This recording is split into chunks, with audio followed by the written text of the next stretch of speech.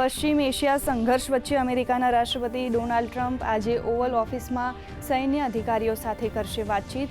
ઈરાનને મંગળવાર રાત્રે 8 વાગ્યા સુધી હોર્મુઝ સ્ટ્રેટ ખોલવાની આપી ડેડલાઇન। IRGCએ કહ્યું, અમેરિકા અને ઇઝરાયલ માટે પહેલા જેવું નહીં રહે હોર્મુઝ સ્ટ્રેટ।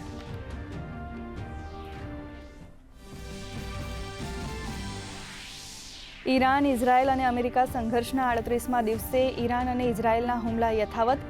તહેરાન પર હુમલામાં 13 લોકોના તો ઇઝરાયલના લેબનાન પર હુમલામાં 15ના મૃત્યુ। ઈરાને કુવૈત પર કર્યા હુમલા।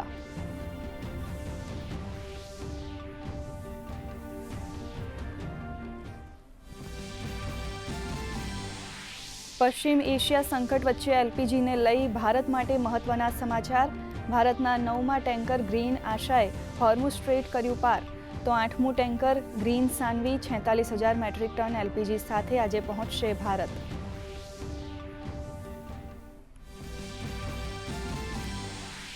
દેશમાં વિધાનસભા ચૂંટણીઓ માટે પ્રચાર ચરમ પર। પ્રધાનમંત્રી નરેન્દ્ર મોદી આજે આસામમાં ભાજપા ઉમેદવારોના સમર્થનમાં ગજવશે જનસભાઓ, તો કોંગ્રેસ નેતા રાહુલ ગાંધી કેરળમ અને પુડુચેરીમાં કરશે પ્રચાર। અન્ય પક્ષો પણ પ્રચારમાં લગાવી રહ્યા છે એડી ચોટીનું જોર।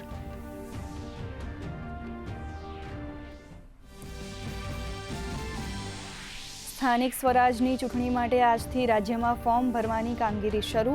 સ્થાનિક સ્વરાજની ચૂંટણી માટે કોંગ્રેસે 8 મહાનગરપાલિકા માટે પ્રથમ યાદી કરી જાહેર। અમદાવાદના 33 સહિત 243 ઉમેદવારોના નામની જાહેરાત। આપે પણ 95 ઉમેદવારોની ચોથી યાદી કરી જાહેર।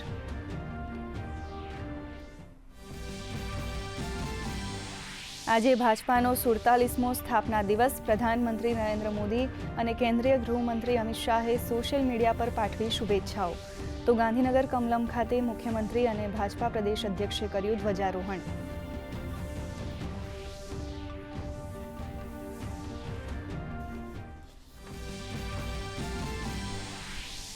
રાજ્યમાં ગરમીથી મળી આંશિક રાહત। એપ્રિલ મહિનામાં માવઠાને કારણે મહત્તમ તાપમાનમાં 3 થી 4 ડિગ્રીનો ઘટાડો।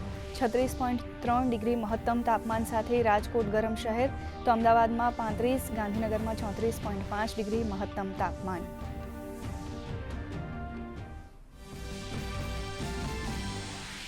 સપ્તાહના પ્રથમ દિવસે ભારતીય શેર બજાર રેડ ઝોનમાં। BSEનો સેન્સેક્સ 250 પોઈન્ટથી વધુ ઘટી 73,000, તો નિફ્ટી 22,600 નજીક કરી રહ્યા છે કારોબાર।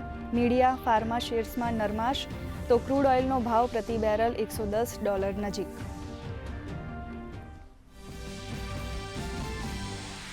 કિર્ગિસ્તાનમાં આજથી એશિયાઈ કુસ્તી ચેમ્પિયનશિપનો થશે પ્રારંભ, તો એશિયન મુક્કેબાજી ચેમ્પિયનશિપમાં ભારતનું શાનદાર પ્રદર્શન।